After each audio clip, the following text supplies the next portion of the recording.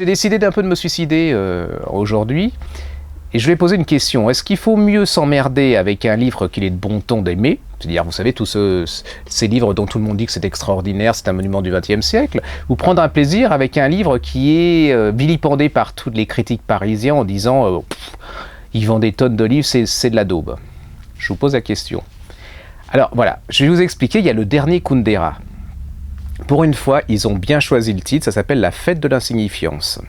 Et alors, vous ne pouvez pas ouvrir un livre, un journal, une revue, sans que ce livre soit porté, mais c'est vraiment l'Ulysse de Joyce, quoi.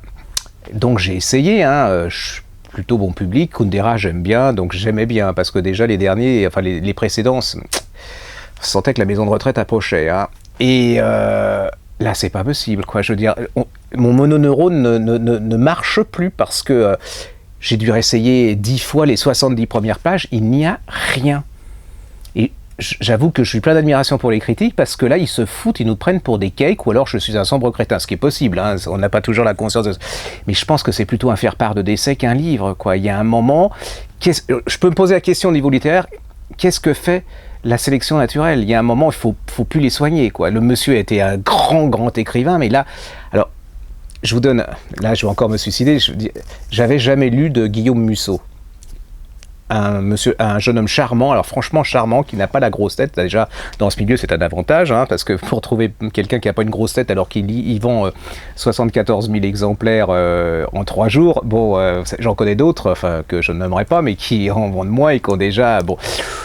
J'avais plein d'a priori, faut être honnête, Guillaume Musso, un polar, moi j'aime bien Gibel, j'aime bien Tilliez, j'aime bien les gens de chez Sonatine, donc j'étais un peu... Mais il est très sympathique, donc je me suis dit on va pas non plus... Et les enfants, j'ai pris un énorme plaisir à lire le dernier Guillaume Musso. C'est carré, c'est bien foutu, c'est bien fait, ça vaut largement Les Morsures de l'ombre de Karine Gibel, le premier... En plus, on peut pas dire que ça soit franchement un polar, c'est plein de choses, c'est plein de suspense. Il a une imagination parce que c'est hyper bien trouvé. Alors franchement, c'est hyper bien trouvé. Je serais méchant, je vous dirais, vous allez voir, c'est entre le polar, le vrai roman. En plus, c'est un livre qui est presque fait pour le magazine de la santé, parce que je peux pas vous dire pourquoi, mais c'est... Alors, allez, emmerder tous les critiques. Il y en a certaines qui m'ont dit que je faisais de la retape pour Guillaume Musso ou pour Pancol. Eh bien, mais j'ai vraiment pris un bon moment à lire le Guillaume Musso. Alors en plus, vous avez un guide gratuit pour New York, parce qu'il vous décrit New York. Alors c'est vrai qu'il décrit à la façon film, c'est un livre, beaucoup de dialogues, là, ça va très vite. J'ai passé un bon moment et j'ai pas honte de le dire. Et puis, il a un intérêt, ce monsieur, c'est que il fait rentrer les gens dans les librairies.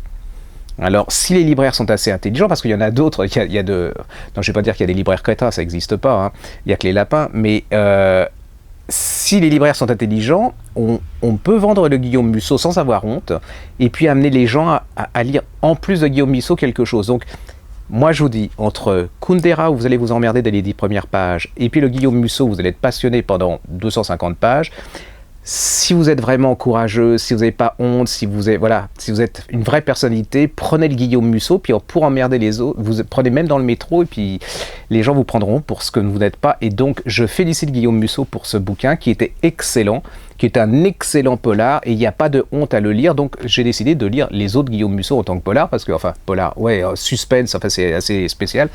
Et je vous dis, si vous avez aimé les premiers Gibel, vous aimerez le premier Tilliez, C'était pas mieux construit que ce Guillaume Musso, parce que franchement, au niveau de l'imagination, là, il en redonne au premier Tilliez. Alors là, je sais qu'il y en a toute une pléthore qui va m'insulter et tout ça.